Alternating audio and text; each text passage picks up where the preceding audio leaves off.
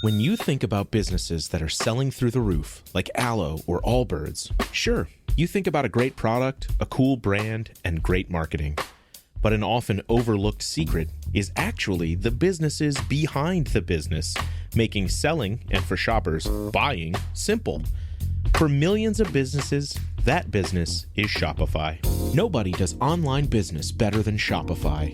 It's home of Shop Pay, the #1 checkout in the world. You can use it to boost conversions up to 50%, meaning way less carts going abandoned and way more sales going through to checkout. Sign up for your $1 per month trial period at shopify.com/income, all lowercase. Go to shopify.com/income to upgrade your selling today. That's shopify.com/income.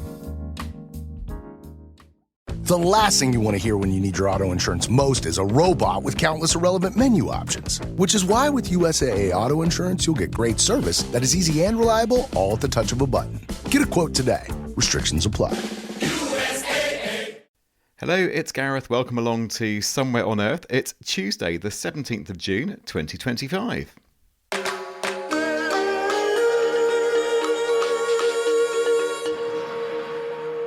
And joining me today is Wairimu Gitahi, joining us from Nairobi in Kenya. Hi, Gareth. Yes, and I'm wondering about the future of film production and generally like video production, because the other day just yesterday, a friend of mine sent me like a video clip of this influencer on Instagram who's doing videos about different sections of the Bible, and I was like surprised by how, to some extent, how real the images are, and these sort of Bible, representations in terms of video production and film production have always been done through animation, like quite a painful process, I might say. But now they are being able to be created in a very short time.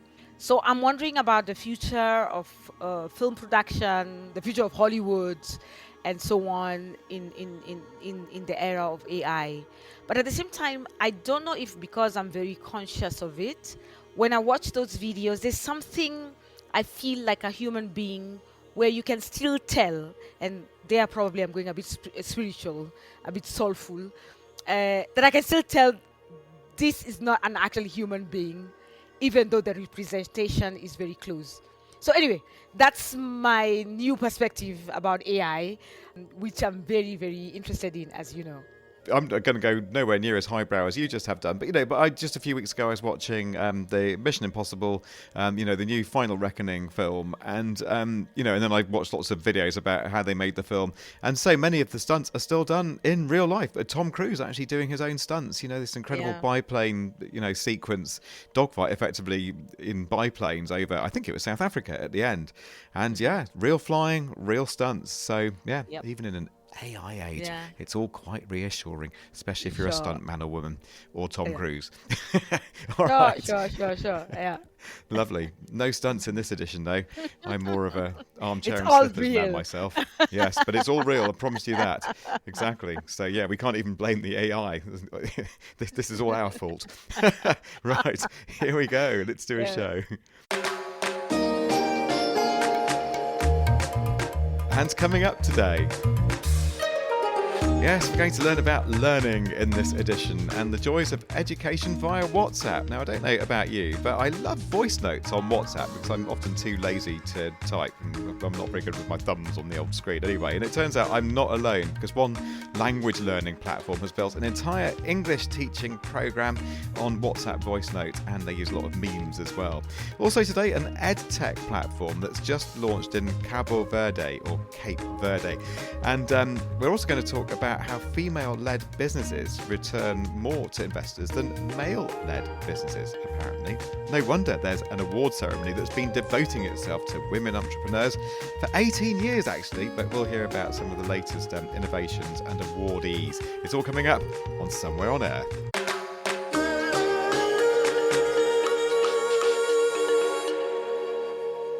All All right, so we're going to start by talking about learning English via WhatsApp and the business that grew so rapidly it needed to build its own in-house technology to scale. But within the WhatsApp environments, they kept it all within the WhatsApp environment, but they still had to build a whole load of technology to work in that environment. Anyway, you'll see what we mean when we get into this interview. We're talking about Storm Education here, and it's aimed at people in Brazil because only about 1 in 20 people in that country speak English. Amongst other things, Storm Education are exploiting the voice notes functionality in WhatsApp. Anya's been hearing more from Marcos Almirante, who's CEO and founder of Storm Education. So Storm wasn't born to be a company. That's the first thing you should know. Storm was born to be a solution for a charity, an NGO, in one of the most violent and unsafe areas of Rio de Janeiro in Brazil. We wanted to teach English to the community, to the local community, in a way that was scalable, that was interesting first. The pandemic hit, closed down everything. Everyone was at home, but we realized that everyone was still connected through WhatsApp. And an important number here is WhatsApp is present in 99% of Brazilian smartphones, so it's just the way we communicate back in Brazil. So we decided that we would try as a pilot to teach English over WhatsApp and see what happens. It went viral. It went really, really well. So our first term was 20 students. Suddenly we had 200. Then we had 500. We reached over 2,000 students in partnership with over 100 NGOs all over Brazil. And we realized there was a business there. There was a need that needed to be filled, and we couldn't scale because we had this voluntary movement structure. So we decided to develop our own technology, stay inside WhatsApp, but build a team and build technology to scale things and just get the impact that we all know we need to have in Brazil. How much of a need is there? How many people speak English in Brazil?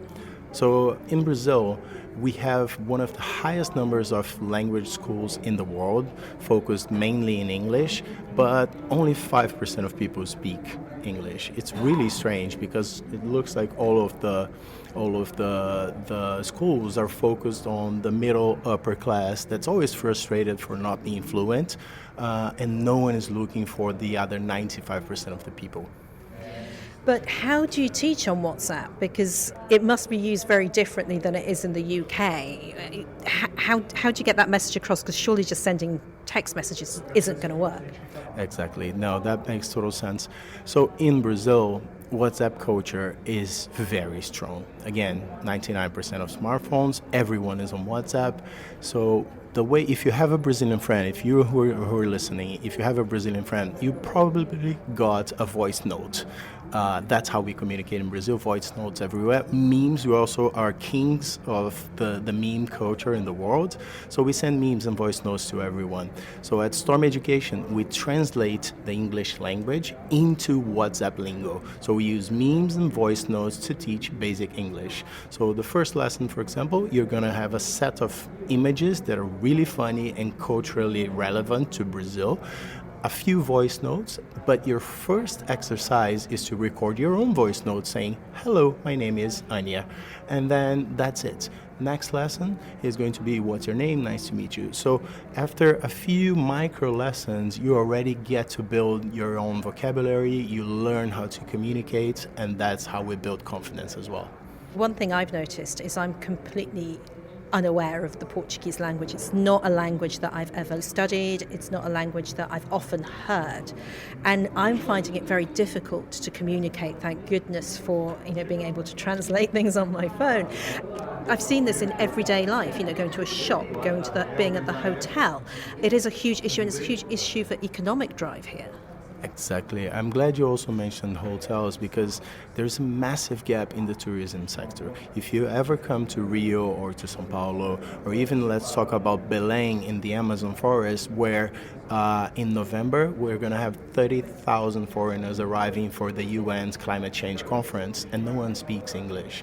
So if you own a hotel, probably the managers will speak some English, the concierge will speak some English, but your chambermaid, your waiter, your security guys, no one speaks English. And then your experience, I imagine even your experience, is not the best.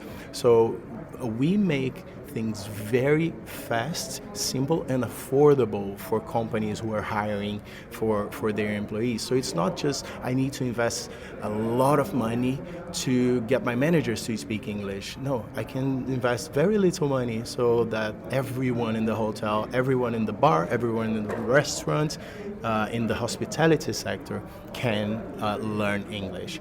But one other thing is, the need is so big, 95% of people don't speak English, that we're also working with other companies for HR, for example, in multinational companies. And we have developed a specific type of course for brands. I've worked with brands my entire career. I'm in advertising, and we developed a model called branded education. So Storm has 150 micro lessons.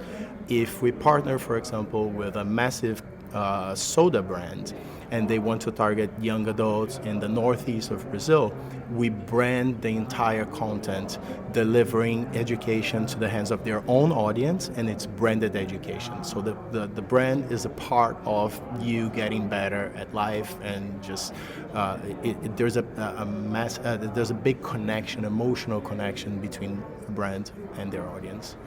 So how many pupils do you currently have, and what's your big aim? So 2025 is the moment when we are attaching AI to the system. So to scale, we need AI on the other end who's listening to your voice notes and giving you feedback. So we've had so far 2,000 students, and now we're moving on. The plan is to have 10,000 students on the platform this year, and then next year scale up 10 times that. So next time I come to Brazil, I won't have to be embarrassed about my lack of education in languages. I'll be able to be, hopefully, understood. Hopefully, and maybe, who knows, we can also teach Portuguese sometime. Yeah, I want that on WhatsApp. Please help me. Marcus, thank you so much. So that's Marcos Almirante talking to Anya, and he's with Storm Education. So it brings us nicely on to Cabo Verde, or Cape Verde, or Cape Verde, I think as many people in the UK call it. But these, Wairimu, you know all about Cabo Verde, don't you? It's a small group of Atlantic islands, and it's Portuguese speaking, which loops right back into the interview we've just heard, doesn't it? I want to say, the people living there will excuse me. I will call it Cape Verde, and I know it's the wrong pronunciation. I don't know if it's Cabo Verde. Oh, you or can't Cabo mess it up more Verde, than I so on just and so have on. done. It sounded good to me. So what's interesting for someone from Africa is that the good or the bad news is many Africans do not know that Cape Verde is actually part of Africa, and it's in the off the west coast of Africa. And just some few things is that I think the reason why sometimes it's a bit difficult is because it's actually off the west coast of Africa, but also because most of the people who live there are a mixture of African and European origin. Portuguese is not very much spoken in Africa. There are a few countries, but it is one of the countries that speak or use Portuguese as the official language. But in the everyday speaking and chatting and everyday, transactions, people actually use Creole. And if you don't understand what Creole is, maybe you might understand that it is like a form of Pidgin English. So in the everyday conversations, people do use Creole. And also something interesting is that Cape Verde is made up of 10 islands. And that's why, for example, when you look at its flag, it's got 10 stars, which I think is very interesting for me, representing everybody there. So just a little bit of, placing it where it is and saying that, yes, it is an African country. It was a Portuguese colony, but in 1975, which is in many ways quite recent, it became independent. Well, that is lovely. You have taken us there very nicely and given a bit of context there as well, and about the language Portuguese. So the reason we're talking about, and why we've gone from English language learning in Brazil via WhatsApp to talking about Cabo Verde, or Cape Verde, let's just call it that. And again, apologies if I haven't quite got the pronunciation correctly. But the reason we've done that is that we're going to hear about an EdTech platform called Wongo. Now, it comes from Angola, but has just launched, guess where, but in Cape Verde. It uses a simple mobile internet interface to bring education to those who might otherwise be out of reach, so sex workers, for instance. Lessons can be preloaded onto the device, so it works very well in regions with no connectivity.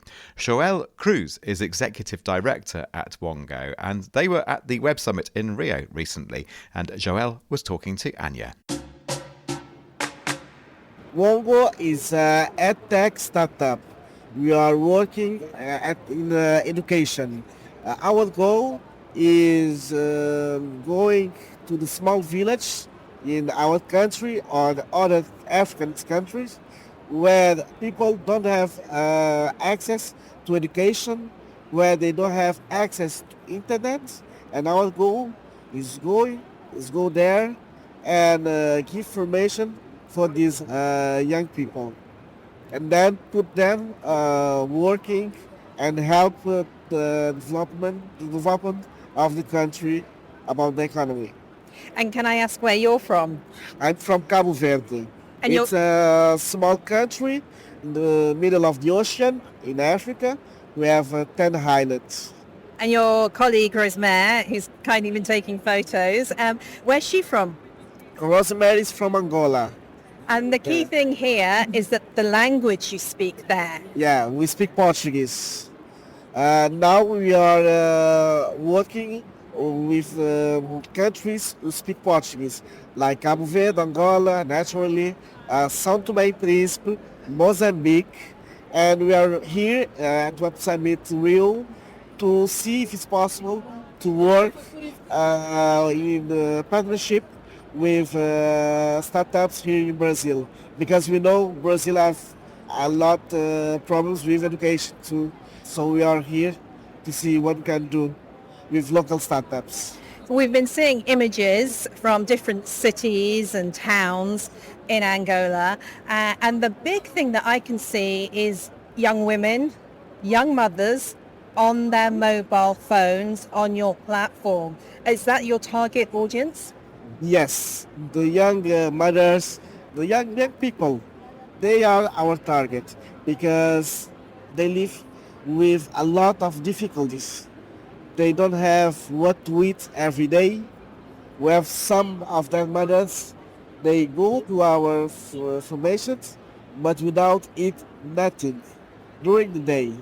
So our goal is, with the education, give them power to work and to provide better conditions to their family. Can you paint a picture of the places where you work in as to what education is like now? Yeah, we have a lot of difficulties in education. Let me give you an example for Cabo Verde, my country. We have a lot of potential in tourism, and blue economy and digital economy too. But the universities, the schools, they don't prepare our young to work in those areas. Why? We are a small country in the middle of the ocean. Our territory is 1% Earth and 99% ocean. So we have to work with the ocean, but we don't have formations in those areas, on digital economy, on tourism. So, for example, our goal in Cabo Verde is prepare formations in these three areas and give our young people opportunities to work on those areas and make money. And how does your platform actually work? Now we are working online, just online, but we are making tests to put our platform offline. so that we can go to a small village in the mountains and give lessons even without internet. That's Joel Cruz talking there to Anya and making that point, Wairimu, that this works without the internet. And I'm sure, like many other parts of the world, Cape Verde will have connectivity issues in some of its regions. So what do you make of this approach? I think it makes it more accessible.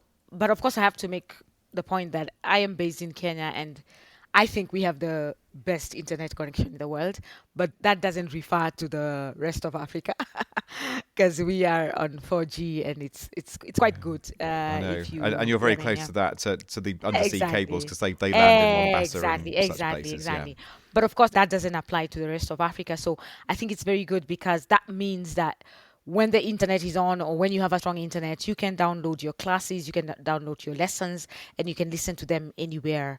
And of course, I mean, this helps you if you have an extra language to be able to get, more chances of employment and so on and so forth. All right, Wairimu, thank you very much for that.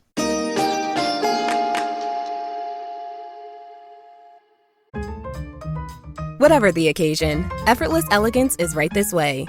Because Hilton brings you new ways to stay courtesy of the Nomad London. And it doesn't stop at award-winning dining in a space draped in velvet and illuminated by vintage chandeliers. No, this day goes beyond with unparalleled personalized service and attentive hospitality. Oh, and did we mention the Nomad London can be booked using your Hilton Honors points at Hilton.com? Hilton, for the stay. This episode is brought to you by Polestar. There's only one true way to experience the all-electric luxury SUV Polestar 3, and that's to take a test drive. It can go from 0 to 60 in as little as 4.8 seconds with the dynamic handling of a sports car. But to truly understand how it commands the road, you need to be behind the wheel. Up to 350 miles of range, the 3D surround sound system by Bowers & Wilkins. It's all something you have to experience to believe. So book your test drive for Polestar 3 today at Polestar.com. Brace the rudders! Raise the sails! Raise the sails! Captain, an unidentified ship is approaching. Over. Roger. Wait, is that an enterprise sales solution? Reach sales professionals, not professional sailors. With LinkedIn ads, you can target the right people by industry, job title, and more. We'll even give you a $100 credit on your next campaign. Get started today at linkedin.com/results. Terms and conditions apply.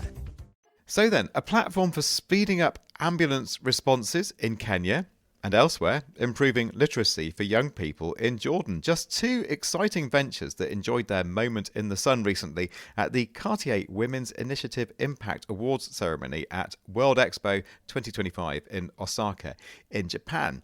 The awardees follow in the footsteps of successors going back 18 years. This has been going on a while. In all, the initiative has supported 330 women entrepreneurs from 66 countries.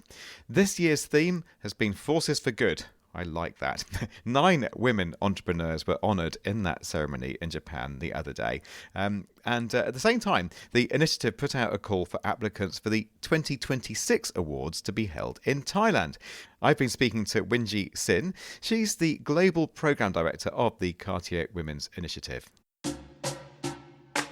The Cartier Women Initiative is an initiative that was started 19 years ago by Cartier, and we are an international women impact entrepreneurship program, specifically supporting impact entrepreneurs that are driving social and environmental change in their respective communities, leveraging business. Why are you supporting female entrepreneurs specifically? There's a bit of a gender gap in the entrepreneurship space, and actually since we started 19 years ago, in the early days of our program, at that time, women were starting business at a rate significantly slower, if you will, than men. And since then, in the last 19 years, there's been a lot of evolution, and now many women around the world are starting businesses.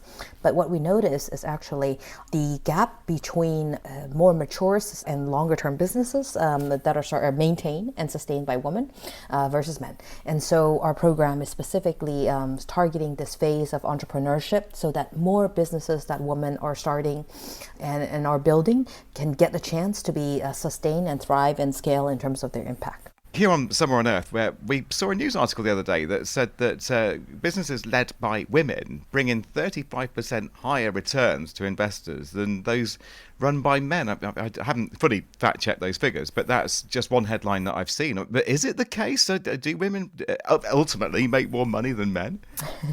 Indeed, there's quite a bit of studies out there in terms of outperformance of women-started ventures. And, every study depends on the population of data that they're looking at. But indeed, there has been many studies that are around this theme. And indeed, I think for us, what we see is that there is a bit of a bias, and some of it systematic and some of it unconscious. And so within our program, this is why we're hoping to support more women impact entrepreneurs so that their business will have a chance to scale in terms of their impact of positive social and environmental, but also in terms of greater business opportunity and economic empowerment for all, actually. Right. So when women run businesses, maybe the returns are higher, but I guess your point is yes, but, and it's a very big yes, but women nonetheless find it harder to get investment, to get backing than businesses run by men. Yes, indeed. And for us, it's because there's a bit of a systematic bias around, if you take a look at profiles of those funded by venture capital, they tend to be quite similar, right? And so it's actually not just women not being underrepresented, it's actually many being underrepresented. And we all know that in the entrepreneurship world and the early stages of innovation, a lot of diversity can drive a lot of innovation. And also, of course, in the space of impact, this is particularly important because the lived and shared experiences of entrepreneurs really often drives why they started their business. And so representation across all dimension, whether it is gender and other representation dimension, is important so that we can solve really all the challenges that is experienced by everyone. Okay, well, I really want to hear about some of these success stories. Just before we do, just tell us a little bit about these awards, because to me, it sounds a bit like the Eurovision Song Contest, where you have like a very big event that goes on in a European capital somewhere, but there's been lots of regional heats leading up to it. Then there's a special category for science and technology. It all sounds a bit complicated. So just to break down, I might get an award if I can understand how these awards work. So just to break down the structure for us briefly. Where we ended up with currently is that we have 10 award categories. 9 of them are regionally focused. And so let's say you're in Europe and you're a woman impact entrepreneur starting a business, solving one of the social environmental challenge, you would apply it under the regional award categories. And you could be a tech-enabled business or non-tech-enabled business. And then we have one last category that is on science and technology pioneer. And this is a actually global category. So it is for all science and tech entrepreneurs. So you may ask, why, Wingee, do you have a specific category for those in science and tech pioneer? And this is because we are specifically in this category trying to support the deep tech entrepreneurs. And what are we calling deep tech? Those who are innovating in terms of an invention, patented technology, typically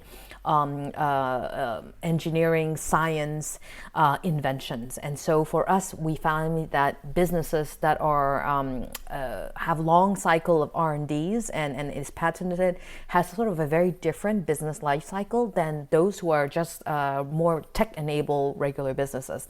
And as a result, this is why we created a special category for them a few years back. And also what we know is deep tech women impact entrepreneurs are even of a smaller minorities than the greater population of entrepreneurship. And this is why also we felt a special category to support them is really critical. Yeah, so you want to celebrate them and then support them as well. So you ultimately create more winners along the way. Let's hear about a few examples then. So there was this platform, wasn't it, for speeding up ambulance responses in Kenya. What was that one all about? Yes. Oh, I think you're talking about Caitlin, who runs Flare.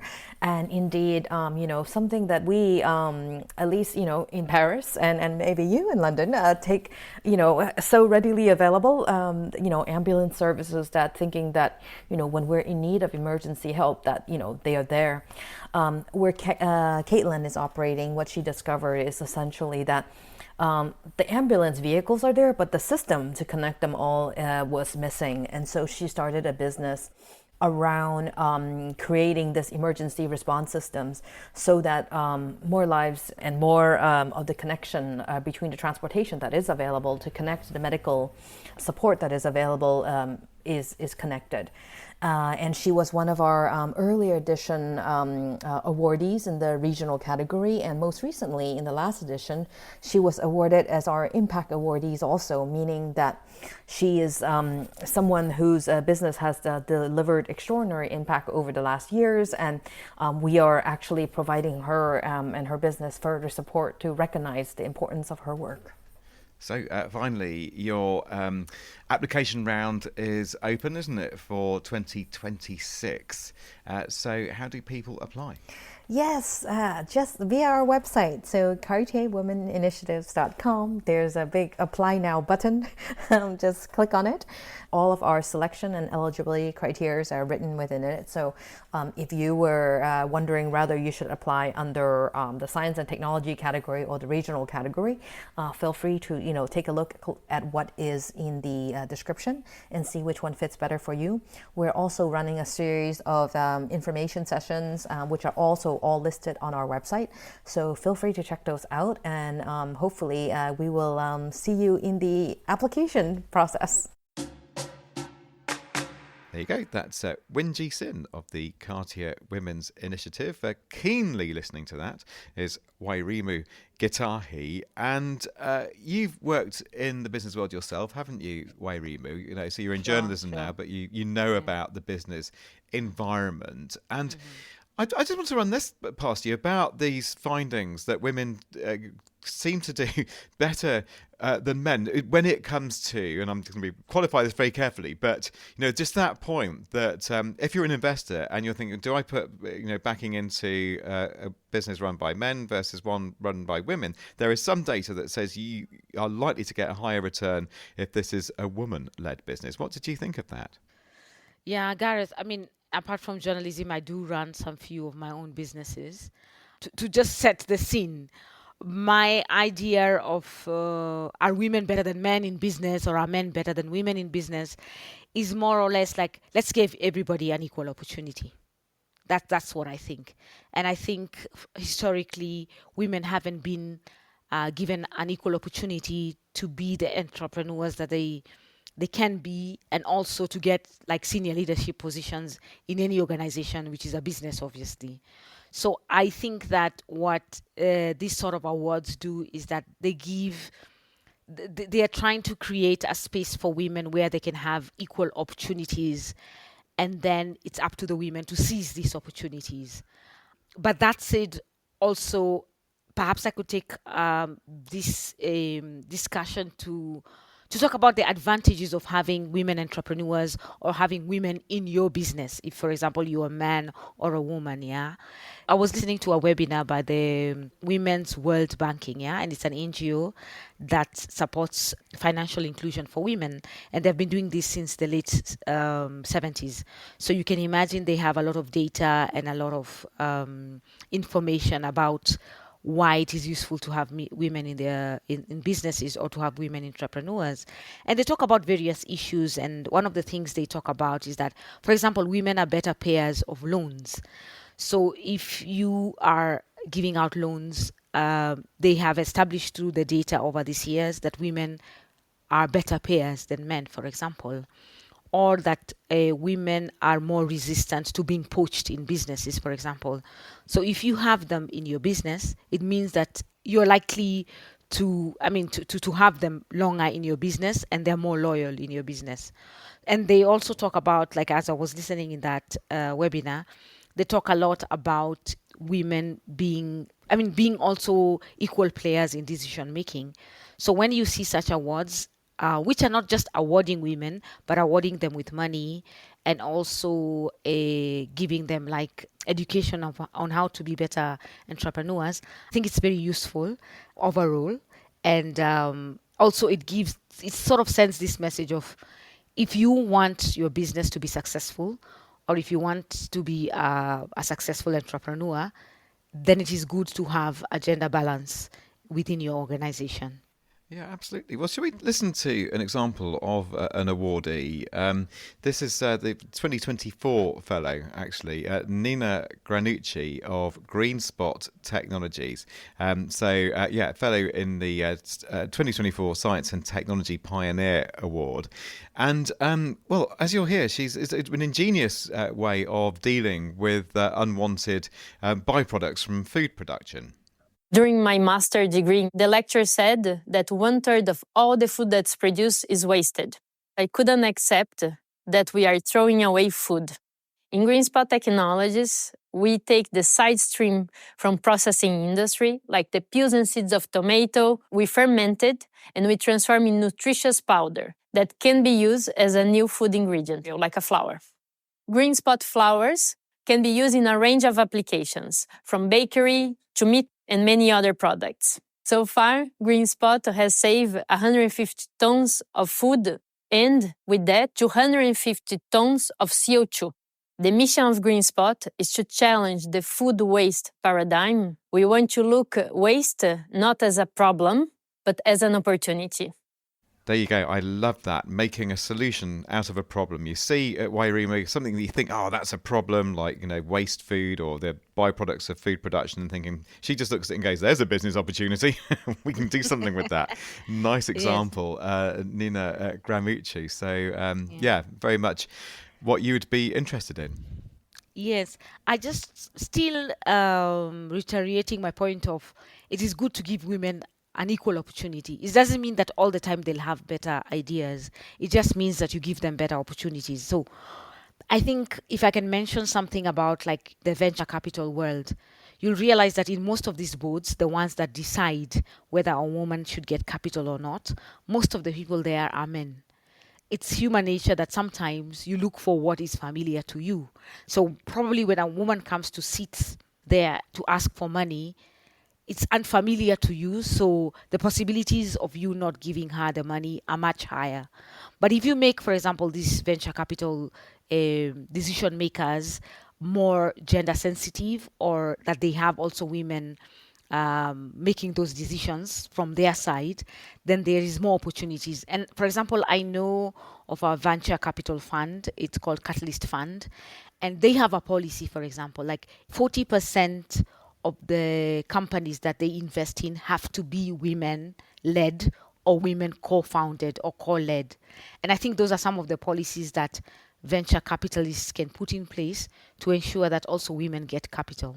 And it seems from this discussion, it's not such about men or women, or that women businesses are always brilliant and male-run businesses are just full of people who just don't really have any loyalty to the business and they don't pay their loans back. I suppose what we're really leading up to is that mixed teams are the way to go, isn't it? Just exactly. Diverse mixed teams across many things, not just people's gender. Yes, and that's why, for example, sometimes I don't like using the word equality, but equity. Because we're not equal, because in my view, we are biologically different. That means that there are certain things that we think differently or we care about. Because even when you're investing in women, there are certain things that they care about more than men. For example, they're the ones who lead household tasks and stuff like that. So their interests, for example, when they're investing in a business or when they are being employed, will they, for example, get enough time to be with their families and so on and so forth, perhaps more than men, meaning that we're not equal, but we need equal opportunities. I think for me, sometimes the conversation is more like men are doing women bad and women have to fight back. No, I think sometimes, to be honest, it's an unconscious bias. So discussions like this we are having with you, Gareth, make people more conscious about such things. And then in the end, even systems change, policies change, and women get equal opportunities. All right, well, there we will leave it. Thank you very much, Wairimu. And folks, let's do that little bit of housekeeping we like to do at the end of the podcast to remind you that if you'd like to subscribe to us for the bargain cost of $10 a month, I'm such a salesperson, then just look us up on pod.fan, where you can probably just search for pod.fan somewhere on earth, and you can join our legion of subscribers, and we would love you very much. We love Roost, by the way, because they connect connect technologies and people, generating intelligent and sustainable solutions through edge computing. But best of all, they sponsor us. Thank you, Roost. So the production manager is Liz Tui. The producer, editor and CEO is Anya Lutovic. And I'm just some guy called Gareth. See you next time. Bye-bye.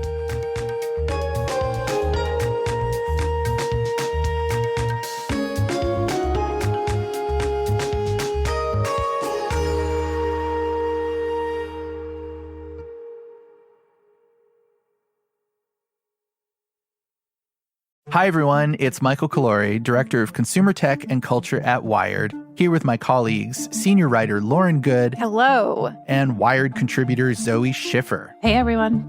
We're here to tell you about our new podcast, Uncanny Valley, a show about the people, power, and influence of Silicon Valley. Every week, we get together to talk about how technology and culture from the Valley is influencing our everyday lives. We dig into questions like, will we ever get our privacy back? Is OpenAI for real? And how are Silicon Valley billionaires impacting U.S. elections? The first episode of Uncanny Valley comes out on October 31st. Listen wherever you get your podcasts.